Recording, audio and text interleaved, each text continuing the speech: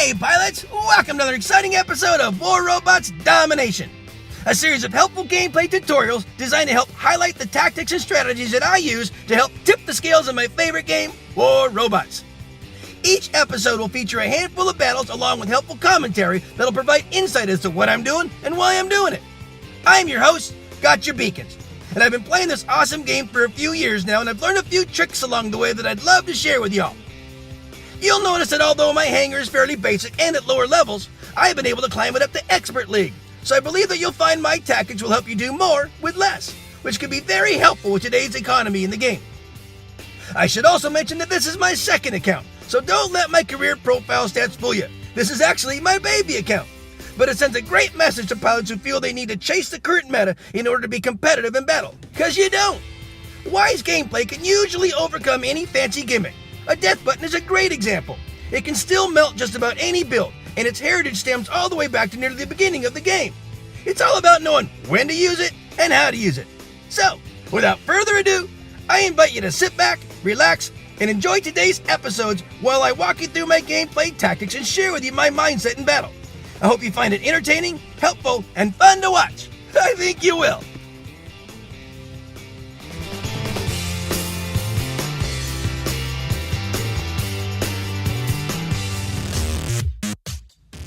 Okay, let's get this show started by introducing the boys that make all the noise, my wrecking crews. We got the old guard and we got the new recruits.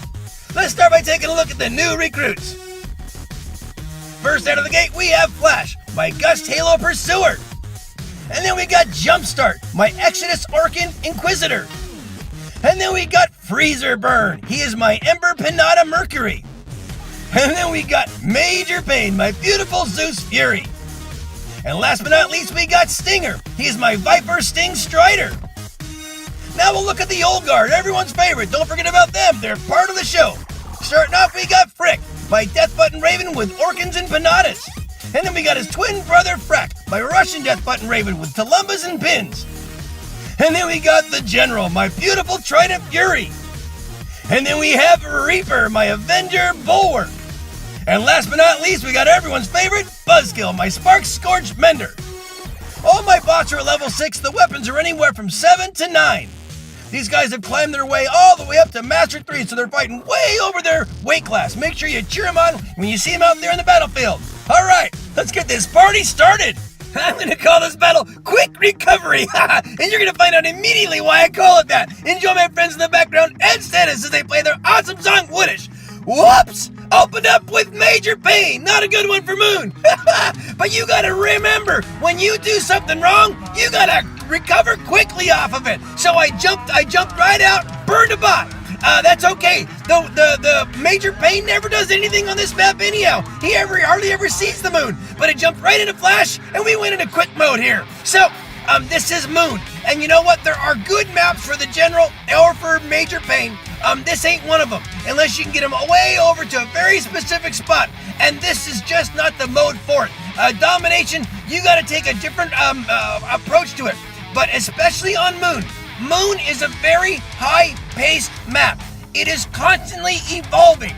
There are very many routes that take you from one side of the map to the other, and it's almost impossible to block all the exits and all the paths with only 6 mates. You pair up when you can, but always look for where they are and where the threats are and try to take out any threats on a one-on-one. Don't go into a certain battle taking on too many at one time, but when you see a one like this straggling, go up, take advantage of it, and then hop out of the way and wait for your next opportunity. That's how you should always approach. I'm taking this guy because he's tied up with someone else, so as soon as I saw him turning around to face me, I got out of the way.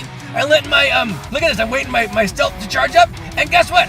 Remember the old Stalker runs? Remember how you used to do this with your Stalker? Guess what? It works perfect with Pursuer too. Woo! Look at that roundabout, wow! Don't you love that? Oh man. I love the Pursuer. You know, if you were ever a Stalker pilot way back in the day, you loved the Pursuer, and I know you do. So yeah, I'm almost thinking about getting some mags and leveling them up and go the pew pew pew. Anyway, so Pursuer or Flash is just about taken out because he's just about, and there's too many guys over there. And with that Invader, forget about it. So now this is Stinger. He's got a Viper and 2 stings on him, and it's kind of a corrosion weapon, but it's got a little more distance than before. So 500 meters gives him a lot more distance on being able to do some damage, and the corrosion weapons actually are fairly effective. The Viper's still only at level 6, I think, maybe level 7. I still haven't got him all up to level 9, but he does a pretty good job, and so I'm kind of using him for what I can. And I got locked in right there, but that's okay. And then when I got out, and another thing, if you're going to be using a Strider, the trick to Strider, never use 3, always leave 2 dashes in the tank. Never use all 5 of your dashes if you don't have to, unless you're dashing to a place where you're not going to have to get out of the way. But always leave 2 for escape, because he's a soft bot. But boy, my mates were going around. We kept a 4-to-1 beacon advantage for most of that battle, and that was a nice, quick recovery at the beginning there. So that was a lot of fun. Just with a couple little bots is all I needed. And so I don't need 5 bots. I rarely mech out in these battles. It's very rare that I do, especially on a balanced battle, because I try to be mindful of where I'm going and how I'm pairing up with my mates and use teamwork and all. But hey, a lot of great pilots on both sides. No slouches. Everyone played well. A lot of masters and experts. So if you see your name here, thanks for the game. That was a whole lot of fun, guys. Peace out. Calling this one the Art of War Robots. Oh my gosh, there's so much going on here. Enjoy my friends in the background and status as they play their awesome song War. Perfect for this battle. All right, we've got the Old Guard. We're running Dreadnought. The named after one of my clans. Well, how cool is that? But this is such an awesome game. War Robots is. It's very tactical. I've said this plenty of times, but it's very much like a chess match, a virtual chess match with robots, and multiplayer, all that stuff. It's online, it's great. It's not slappers. We're not playing Street Fighter, going in the middle and fighting each other. We are manipulating the field. We are pulling reds out of position. We are giving them angles. We are giving them targets to shoot at to distract them. We are doing all sorts of things here and there, both sides, with our little strategies to get them to try to get them to do what we want. Look at him. I'm hiding here. Am I going after their beacon? No. What I'm doing right now is I've picked off 3 guys. Guess what? I got 3 guys coming after me. I'm sitting there drawing them in.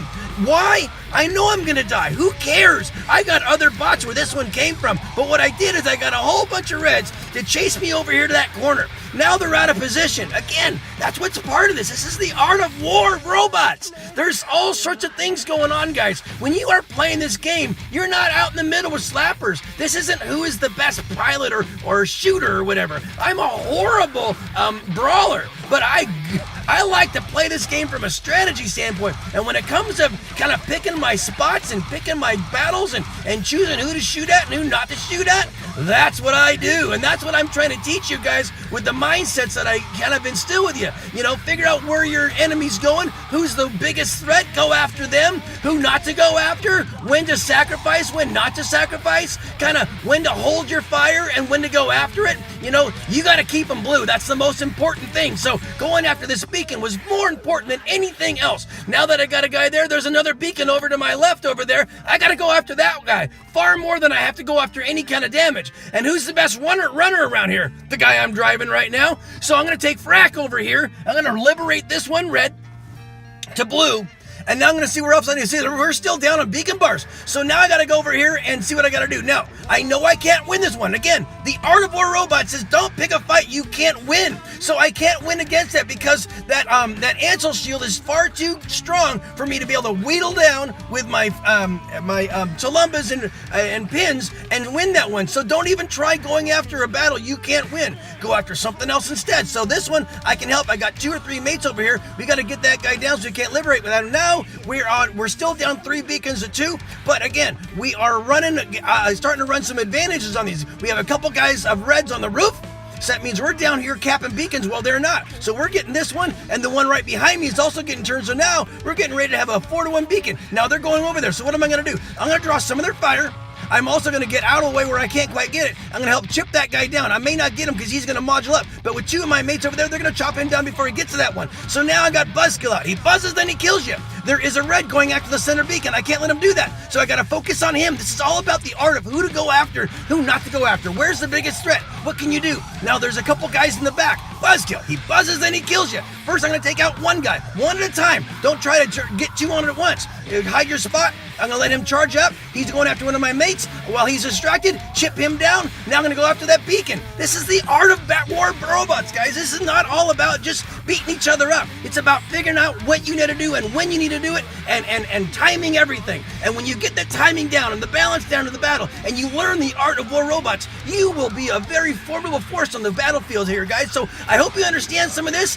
There's actually a whole article about the art of war robots. I'm gonna see if I can find that article and put a link to it on the description of this episode. Look for it, guys. Read through it. It's an amazing read, and it will really help you up your game as far as tactics and strategies and timing and pacing and all the stuff that I try to teach here. Here's the pilots of today. Lots of masters and experts. A lot of great pilots on both sides. If you see your name here, thanks for the game. That was a whole lot of fun. Peace out. I'm gonna call this battle Look Before You Leap, and you'll understand immediately. Enjoy my friends in the background and status as they play their awesome song, Theta. So, this is Rome, but it looks a little different. And when I first opened up the map, I didn't even look at the structures. I saw the color, thought it was canyon, and I put the major paint in. I don't ever take the Fury out in this map. I'll tell you what, it's like the last out. It just doesn't have the effectiveness for an opener, and he's already taken out.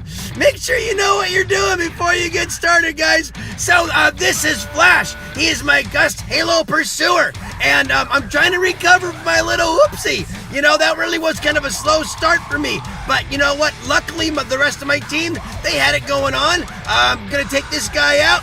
Gonna go ahead and try to liberate this thing and keep it blue. There we go. Now we got a nice 4-1 beacon advantage right up from the get-go. Make sure you're paying attention when you open up in a map, because when they do a new event or they change things, they'll put some different coloring in there, and it can kind of throw you off if you're not paying attention. So make sure you look before you leap.